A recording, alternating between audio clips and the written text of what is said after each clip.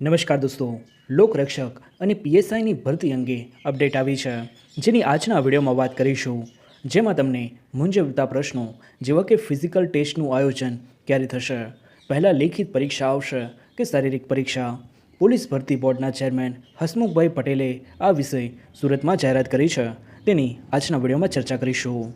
તો વાત કરીએ તો તમને જણાવી દઈએ કે દીપકભાઈ રાજાણી સાહેબે સોશિયલ મીડિયા પ્લેટફોર્મ એક્સ પર માહિતી આપી છે કે આશરે 12,000 લોકરક્ષક અને 500 પીએસઆઈની શારીરિક લાયકાતની પરીક્ષા ચોમાસા બાદ ત્વરિત થશે અને ત્યારબાદ લેખિત પરીક્ષાનું આયોજન થશે.